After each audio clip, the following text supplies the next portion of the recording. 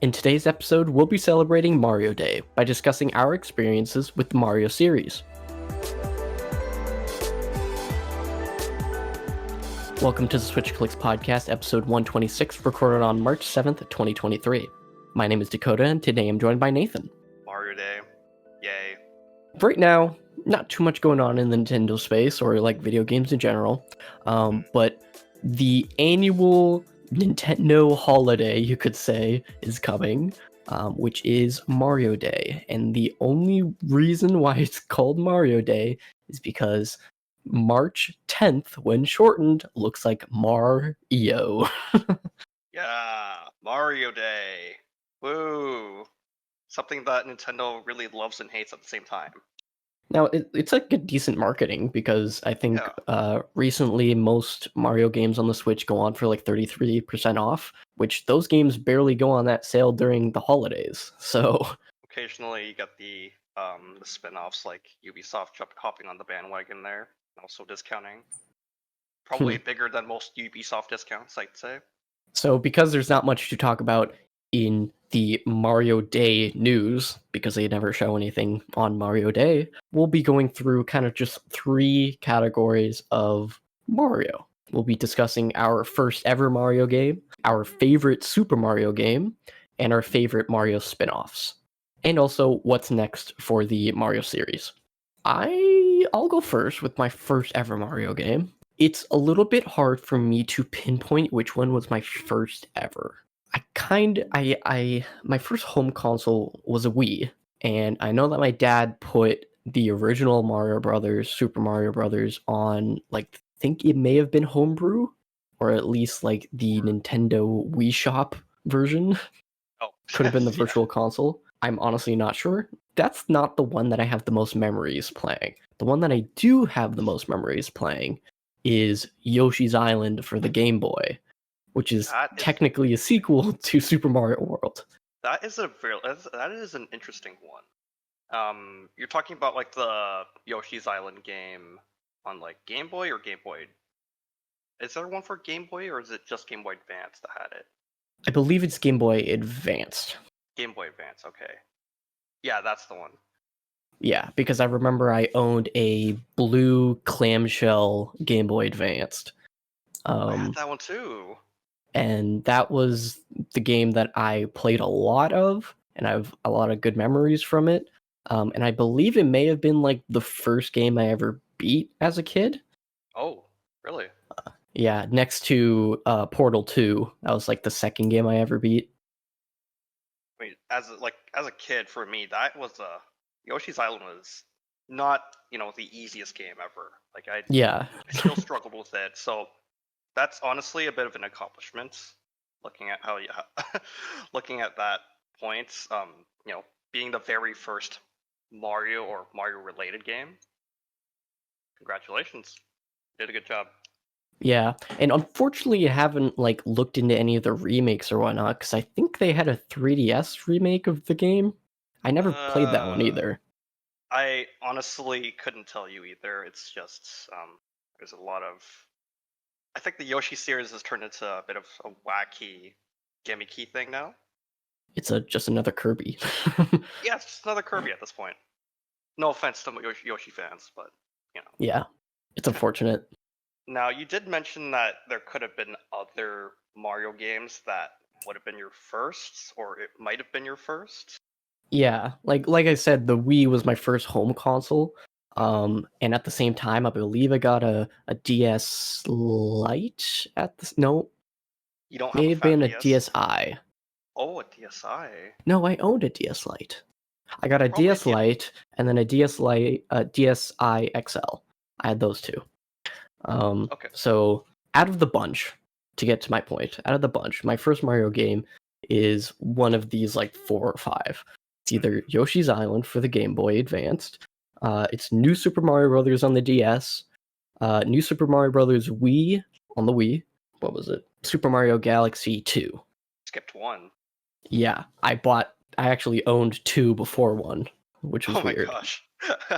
I think I may have mentioned this on the podcast beforehand with Tyler, but I bought Super Mario Galaxy 2 at the Rogers Video when Oh those my used to exist. gosh. Oh yeah, the video stores back when they actually sold and rented out games. Yeah, it's any of those, but I think I have kind of the most core memory of Yoshi's Island. Yeah, I figured it'd be like that because it is one of the only two handheld ones that you've played, and I think Yoshi's Island is just a lot more interesting than the original New Super Mario Bros. Because you could just blast through that other game and not really remember anything. Yeah, that's true.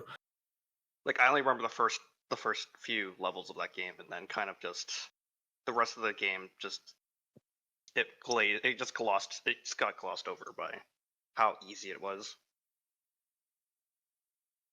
So what was your Um, first? okay, so it's either one of two options because, well, I'd say one or two. It could also be three. I owned a GameCube as well as a Game Boy Advance back in the day. I'm not sure if I had my N64 set up that day too. So it's either going to be Super Mario Sunshine, Luigi's Mansion, Super Mario World, well, the Game Boy Advance version of it, or Super Mario 64. And I'm inclined to believe it might be Super Mario Sunshine because I've had the biggest connection to that game, even though I haven't played it nearly as much as something like Luigi's Mansion. You do not want to look at my save file in that game. At least you kind of started from the bottom in terms of Sure, I mean, quality. yeah, start from the bottom in terms of modern Mario games, I'd say. Yeah. Um, I wasn't really good. I never really beat the game either. It's either I kept restarting the game or I just got to a certain point and then just never touched it again. I did mention in like earlier podcast episodes that I was more into Sonic back then. Um, so Sunshine was kind of like a game I'd occasionally play. And then I'd start understanding Mario through Smash Melee and the Mario Party games there. Um, but as far as I can remember, it's one of those two GameCube games. The only thing I remember from Sunshine, because I never actually owned a Sunshine or the console to play it, is at the McDonald's Play Place. Some of them Oh my had gosh! the the GameCube set up, and Yeah, in the time that you're at a McDonald's, you can only really do so much. You're only there for like maybe half an hour tops. exactly. So I would only ever get through to Delfino Plaza through the 5 or 10 minutes of cutscenes before that. Yeah, And I just screwed around. I was never good enough to get even farther than that. yeah, that was not a good game to play at McDonald's for sure. Yeah. It was the only one I recognized. They probably just had some other racing games, if I had to guess. Well, in my experience, the only game that actually I've ever actually saw at McDonald's was the original Pikmin. Wow. Yeah, like That's that is unplayable to that demographic of very McDonald's unplayable. children. I got stuck there and I didn't know what to do. But I digress. I only knew Pikmin because of Luigi's Mansion. So the second kind of category of today's discussion is which of the Super Mario games is our favorite. These would be categorized as the mainline games. So it'd be pretty much any of the 2D games or the 3D games, anything with platforming. Mm-hmm. um, it's I'll let you go first. honestly kind of a hard thing to choose for me. Mm-hmm. All of it is based on nostalgia. Many would think that the Super Mario Odyssey would be in a contend. Many would think that Super Mario Odyssey would be a contender for me. It is not. It's probably in my top 5, but out of the two that are my favorite, which would be Super Mario Galaxy or the very nostalgic New Super Mario Bros. On DS. Oh And my it's gosh. hard to choose between the two. Hmm. I think I have a better connection to Super Mario Brothers. New Super Mario Brothers DS. Only Now, because I didn't play Super Mario Galaxy before I played Super Mario Galaxy 2, which is very weird, but it's the truth. oh yeah, because you couldn't understand certain parts of the story then, right?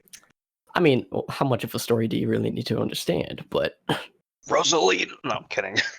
yeah, I skipped Nothing, all pretty that much when I was a nothing. kid. I still don't understand that stuff. Yeah. But I think I played through New Super Mario Brothers on the 3DS more times, and it's just such, I don't know. It's hard to explain. It's just really good. Well, I mean, like to be fair, it basically had everything that you'd wanted from a Mario game. Like it had, um, it had the mini games there. That was part of what made it memorable. Even though I guess the credit technically goes to Super Mario 64 DS because that's where it was introduced. Um, but I think just like having a plethora of options to play with and just an overall easy to pick up and learn Mario game made it easier to remember. Not so much as, not as much as Yoshi's Island, but um, it was still in that like realm of nostalgia. Yeah. And yeah, you did remind me of the mini games. I've spent way too much time with Luigi at the casino. Oh my gosh, you've been gambling this whole Oh time? yeah. That's like the one mini game I actually played enough of. That and like the sorting the bombs and the Hmm. snowball mini game where you had to like swipe up on the bottom Holy screen to make it go crap, yeah. faster. Yeah, that I I think I also spent too much time at the casino. Not that I knew what I was doing back then. It was just like, oh yeah, I matched the pretty shapes. Yeah. And then when you start to play with your friends or siblings, that got even crazier because you had all these other table games that you couldn't play single player on. True, yeah. But with the base game, I don't think I ever actually got past. Like I think I did eventually get past, but I rarely got past like level or world 6, which I think is like Mm. the Stony Mountain world. Yeah, that's also Um, where I got stuck. and then every time I beat the game, I don't think I ever went through the secret like extra worlds. That Oh, because yeah, I know what to you beat the mean. game, you only have to play through 6 of them. Well, technically even less than that if you know your shortcuts. That's true. But Um, yeah, yeah, I guess that's one thing to note. The only things I actually remember from that game are the stuff that you would get from just playing the game normally and really casually. I have no like big memories of those hidden worlds that you mentioned earlier. hmm Um, yeah, it's a bit of a mix there. It's like you got some parts of the game that you just remember so fondly. Um, I don't remember too much about that versus multiplayer mode, like the one where you actually play as Mario and Luigi and you go against each other. yeah, I didn't have much experience with that, but what I did play of it, meh, it didn't really do much. Yeah, it was a very lukewarm experience, I'd say. Yeah, and the power-ups in that game are really cool. First of all, the Mega Mushroom, I believe that was like maybe one of the first times they had that in a 2D game, First time they had it in general, I think, maybe in general. because it But wasn't introduced in Mario Kart until Wii, which came after. oh yeah, it was on the Wii. It was Hmm. in Mario Kart. Um, and the other thing was the mini mushroom or like the tiny mushroom. Hmm. That was really, really cool, and I wish they would bring that back. That's such a cool concept. A little bit like Minish Cap. Yeah, those two mushrooms, I actually have a bit of a personal connection to those because um, back in the day, my siblings and I were really into this game, and then what we decided to do was go to some like anime store in like Toronto or something, and but my parents got me that giant mushroom, and they got my sister the tiny one. And I actually still have both of them here with me. Well, they're put away somewhere in my house, but yeah, it's part of the reason why I'm very close to considering New Super Mario Bros. DS to be also my favorite Mario game. Um, the only close second I'd say would be Super Mario Galaxy 1. Super Mario Galaxy Yeah. 1. You can also kind of tell what what generation we grew up in. Exactly. Because like if we were 10 years older, then we'd probably be saying like, oh, maybe Mario World. Exactly. Yeah, Super Mario World or Super Mario Bros. 3.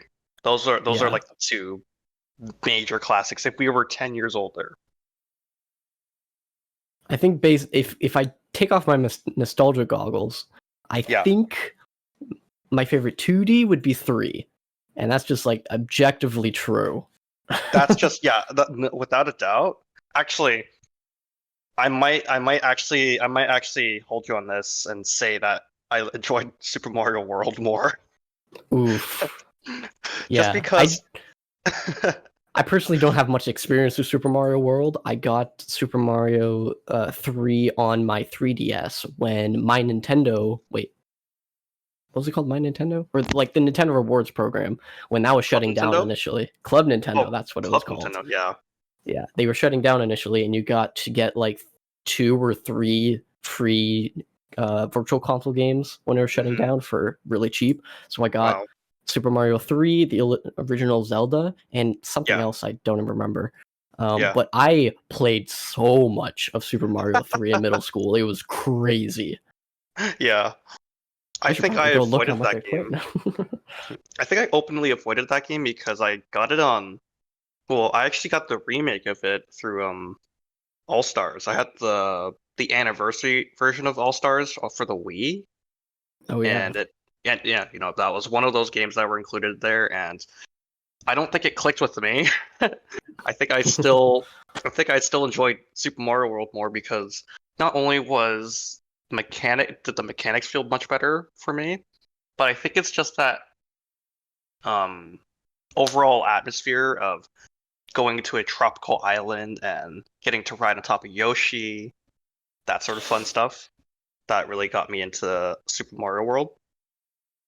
Yeah. Um, And odds are the art style probably pulled you in more. yeah, definitely the art style. Okay, well, It went with they're more kind of vibrant yeah, colors and much more vibrant colors. bigger Even hues though and even though I had the Super. wishy-washy Game Boy Advance screen. Yeah. Um, since those were kind of our favorites and a +1, Yep. we can move on to our favorite spin-offs. We've Oh, chosen 2 each. Um, this could get interesting because there's just so many spin-offs, and we almost did way too not many. limit it to anything. Yeah, it's just spin-offs in general, literally. Do you want to go first? Yeah, because I think I have the most out there answer. Okay. My favorite spin-off would be Mario and Sonic at the Olympic Winter Games on DS 2010. 2010. Oh my Yeah, gosh. I Canada. think Is that yeah, Canada? it's Canada. Vancouver. Yeah. So I think that's just honestly a coincidence, but I don't remember how I got this game. It may have been from a birthday present or something. Okay. But I believe that this game was peak Mario and Sonic at the Olympics. And it was a DS version. Yeah, the DS version. I literally have played the Wii version, and it just didn't feel as good for some reason. Well, I think Um, they were still kind of in their primitive days. They weren't really fully fleshed out. yeah, I guess.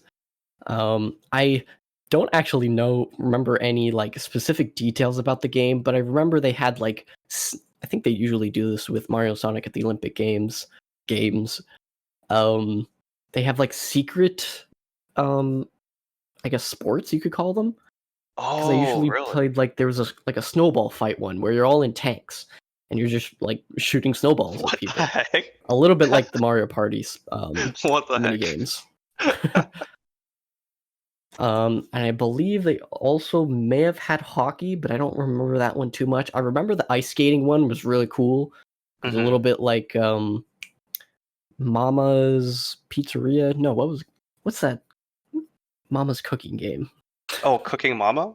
Cooking Mama! It's a little bit like those mini games where you're just like circling thing on the bottom of the screen. Oh, and then like kind of do it as fast as possible too. Yeah, exactly, and you get more points. Yeah. But I think where it really got good was there's actually a full single player, little bit adventure mode in the game. Wow. Really? Where they had a completely, I wouldn't say open world, but you could walk anywhere you wanted to, and there were characters going around that you can talk to and do different challenges. And I believe you can do the challenges to collect characters to get to the finale, which I never got to the finale. But I think I remember Chow's being an important part of it. Really? Okay, I really have to look into this game. Yeah. And I think you collect Chow's or something. You collect something. I just don't remember what it was. It's probably Chow's. Yeah, it was the most random thing ever. Because I think you play as Mario. Oh, I found a screenshot. Oh, Found a screen. Oh my gosh. Okay, 1 second. Let me just copy and paste. Let's take a look at this.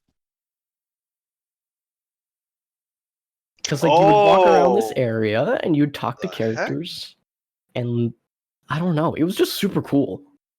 Why does it look like a mix of like? Why does it look like a mix of the Zelda DS games and Mario Party? Oh yeah, that's what the it map looks on like top to me. reminded me of. Yeah, that's what this game looks like to me. It looks like a mix of those two games, of like Mario Party DS and the DS Zelda games. Yeah, and there's like a whole plot to it too. All the villain characters are like working together to get to the top of the mountain or something. Oh my gosh, it's pretty cool. And I wish they would do that with the new ones, but I don't think Sega owns the rights anymore. No, they still do. They made Tokyo 2020. I think that might have been the last one they could have done. Well, and then I think Ubisoft now owns it. Really? Yeah, it's unfortunate, but Mario and Rabbids. Please no.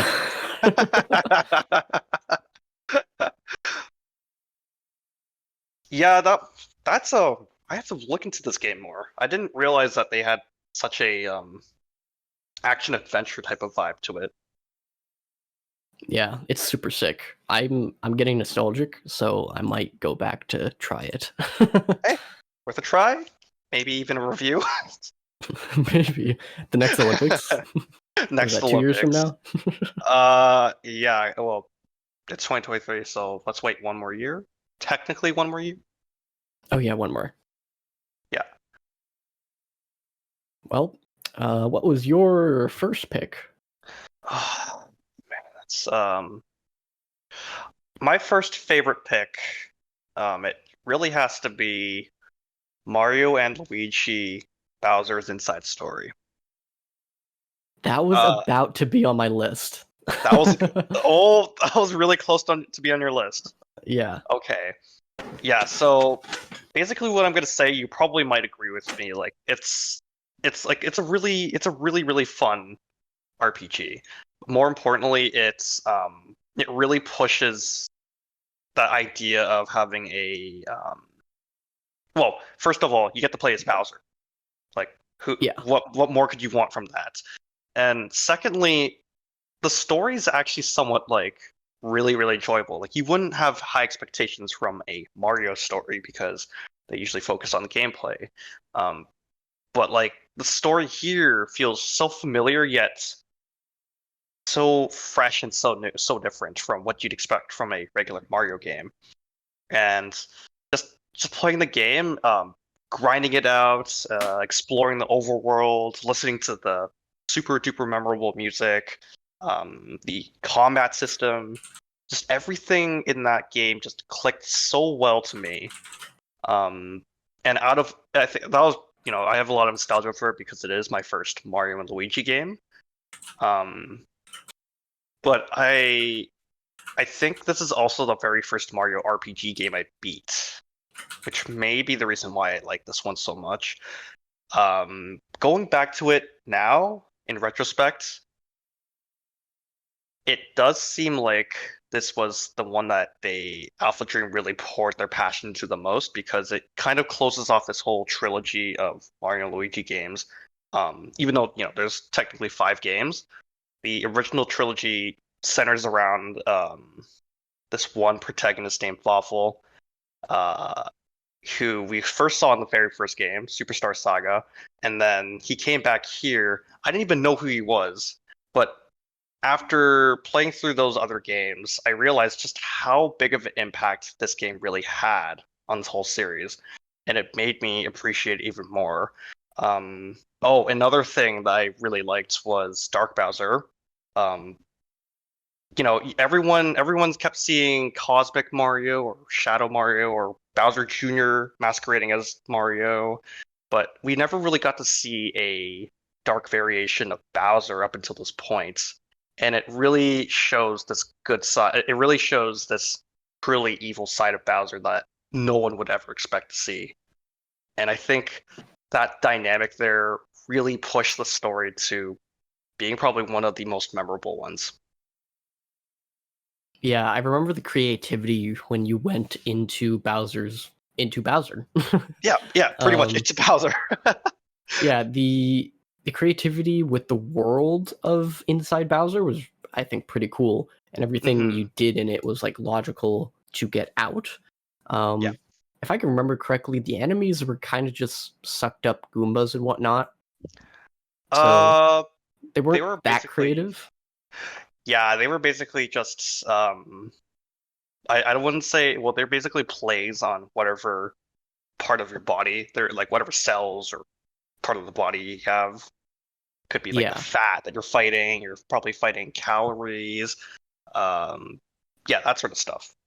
But I think that's just a trade-off between for the combat in the game is probably the most solid that series has ever been, including how Bowser would defeat some enemies. He could suck them up and then just let Mario and Luigi I found that defeat them. Really cool. Yeah. And then you still had to manage the above ground stuff too. Yeah. It was playing like 2 games at once, basically. Yeah, and that's what they use the 3DS to its fullest capabilities in that. Oh my gosh, I forgot this game was remade. Yeah, it was. It's remade for 3DS, which is completely worthless, but sure. I think it probably killed Alpha Dream in the process. Unfortunately, yeah. Even though it was a good choice to remake. It's nice to end off on a good note, but rip Alpha Dream. So I guess getting that out of the way, what would be your second favorite Mario spin-off? So, I will preface this in saying I have never played the first and the second version of this game in this series. Okay. I have only played this version and the Nintendo Switch version. And what would that be?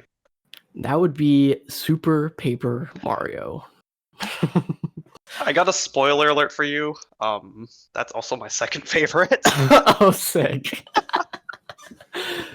Like, I'm sorry, but this was peak Paper Mario. This was sick. This was I consider it to be the last classic Paper Mario game. Yeah, until they ran off the rails and died in a track and got revived and then fixed some stuff with stickers and then they couldn't, so they painted over it. Haha. Then they started folding paper. Yeah, started an origami class. I don't know what happened with this series. Yeah, no. Super Paper Mario is, I would argue, it's definitely peak Paper Mario. Yeah, I think the fact that they just turned it a 2D game, what everybody knows Mario for, and then they just fused it with the 3D game with the new, I don't even know what they called it, power, but like 2D to 3D power. Yeah, whatever that thing was, where you shift dimensions or something like that. Yeah, they got rid of the RPG mechanics a little bit, at least the turn-based stuff, to an extent. But I think they traded off with super creative A, level design, B, world, Yeah. And then like they top that all off with actual decent writing and a weirdly Holy mature crap. story. I actually might have bawled my eyes out playing through that game. I don't even remember finishing it Yeah, because I think about halfway through it does get a little bit confusing with some backtracking. it does. Yeah. I think it's So like the third or fourth world. You get like you have to backtrack so much that you forget what happens in those levels. yeah, eventually I think you get a few different side characters or Yep. companion characters, and it just gets a little bit confusing. But Yeah. what I remember fondly is I believe probably the first boss is the giant like dragon thing. Oh yeah, yeah. I know what you mean. And it was Um, sick I- because he's 3D, you're 2D, and you're kind of just beating him like a regular Mario boss, but it's he has a somehow really banger cool. theme as well. Yeah, his theme is amazing. Yeah, I have to agree there. Just this overall game, how they structured it. You don't really need that turn-based RPG. Like, okay, I guess a Thousand Year Door was enjoyable, sure, but the fact that they only made a one single part Paper Mario game in this style is kind of disappointing to be honest. Like, I actually Honestly, a really enjoyed. crime. Yeah, it's a crime, yes, because they kept half the stuff the same. They reused every single asset they had from Thousand Year Door, yet they turned it into a completely different game. Yet it still felt like Paper Mario at the same time. I'm looking through screenshots right now. Holy crap, this game is peak. This game Why was have they really not like peak. remade it or something? Yeah, Nintendo really needs to bring this to the Switch. I really think it's probably like I can't keep gushing over this, but that level of storytelling I have not seen from Nintendo in a long time. Probably never will, but that it was such a memorable game. Being able to like that hub world that I think it was called Flipside. Um, it really had some memorable music, even like the first few levels of the game. The worlds themselves, like you get to go to this big open field leading to the desert, and then you get to go to this mansion, and then you get to go through all these different places. It also pulls on a bit of nostalgia too, with I think the third World 3 or something, where they kind of emulates the original Super Mario Bros. Game. Oh yeah, Yeah, I some of the remember that. levels there were replicated, and then that was a bit of a I think the first half of it was fun, and then the second half was like a sleep fest, a snooze I mean, fest. yeah, it's pretty cool that they kind of took the original level design and then the fact that you can go into 3D to find more secrets is Yeah. just such a cool idea. hmm I was particularly obsessed with the inventory management for some reason. It was just so satisfying um it was just so satisfying to hold all those food items in your inventory, I gotta say. Yeah. I don't know why. Maybe they made the sprites look really, really good, really satisfying to look at. But as a kid, I would spend countless hours finding ingredients and sending it over to the kitchen. Yeah, so to all the people that say the Thousand Year Door needs to be remade, no. Paper Please, Mario will be first in line. Super Paper Mario. It's the game that needs to be remade. The Thousand Year can come through, NSO, and once they bring GameCube games. No, they need Yeah, to remake. exactly. They need to remake Super Paper Mario. I think that's the one that they need to work on. Or sequel. I'll take a sequel. I'll take a sequel too. I want another game that's this level of enjoyable. Like you don't sure, okay, some parts are not memorable, but you kind of enjoy them along the way. Super Mar- I'm Wait, how much there's do you a remember the remake project online. Wait, what is Oh, this? oh, 9 months oh my ago. Oh, it's a concept. No! oh. It's a Well, okay. concept. Dang it. How Oh sick well. this looks. That'd be I, insane. That's a different that game. is that would be insane, yeah. Oh well. Um I keep forgetting to mention the music in this game is probably one of the best Mario soundtracks I've ever heard. Even like not even just Paper Mario, just Mario in general. Um, Let me try to find a theme. Uh, how much do you remember of the whole finale of the game? Well, I don't even know if I got that far.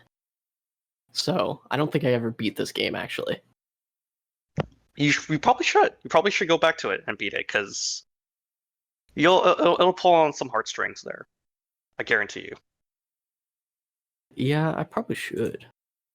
It's I played through it and I just could not stop playing it. So I'm gonna send you here a bit of a sample on what the whole finale sounds like. It's the final world of the game. A bit of a spoiler alert, but oh well. Um, there's just so much that you can grasp in this soundtrack, and there's just a lot of personality to what you're doing in this game. You can actually feel like you're there. More so than I'd say, arguably more so than other Paper Mario games. I'm listening to the theme right now. Main theme. Yeah, This is peak.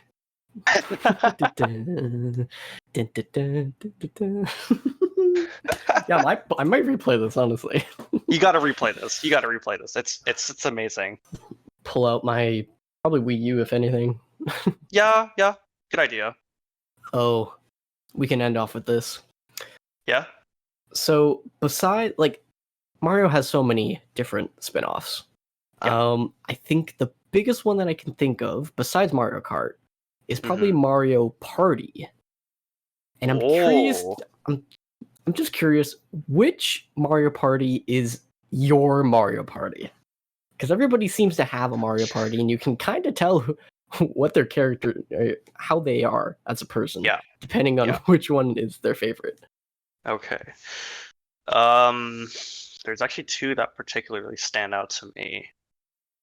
The first one is Mario Party 6 because it had the microphone accessory and that trivia quiz.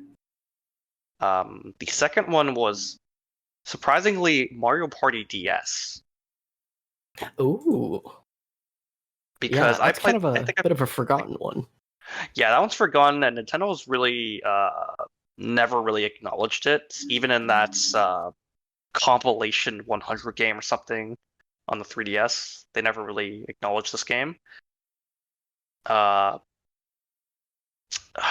which one would I go with? I have to say Mario Party DS. Yeah, I think that one for me would be probably a close second place. Yeah. How about you?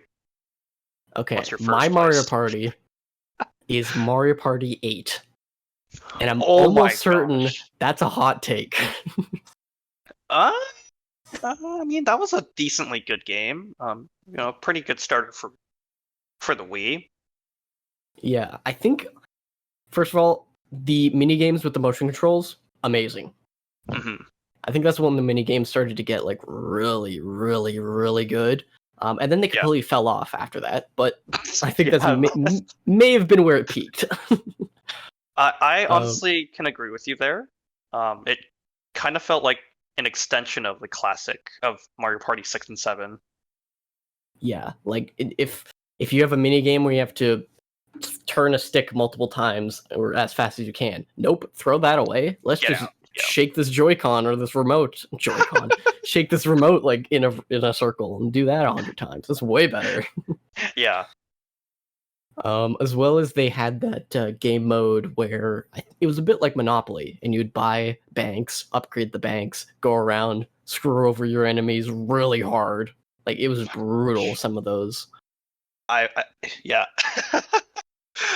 Yeah, that's the thing. That's the thing about Mario Party 8. They had some of the wackiest boards, or at least some of the more how do I say it? All these extra modes that they had actually had some level of some substance to them. It wasn't just like a quick fire 5 rounds or something like that. It was actual real strategy behind it, like a board game.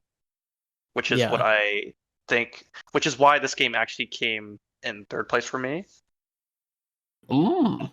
Yeah, so it's Mario Party 8, Mario Party 6, and Mario Party DS. Well, DS might be because of nostalgia, but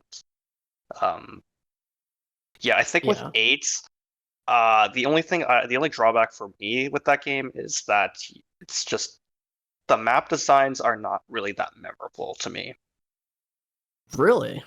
Yeah, I don't actually peak memorability. Well, actually, that's a lie. I do remember one map fondly, and that was the tropical one where you go in a straight line all the way to the pirate Goomba at the end of the trail, and then you get sent back to the very beginning. Oh yeah. Yeah, that's the only one I've played extensively. I think probably the best ones in that game would be like the Shy Guys train. Yeah. That was really cool, and then the Koopa Town with the Tycoon game mode was probably a lot better. Gosh. The Donkey Kong level was also pretty cool. I think that was always the first one that everybody would play to get the point of the game. Yeah, it's a good way to start the game. Thank you for joining us in celebrating Mario Day by discussing our experiences with the Mario series.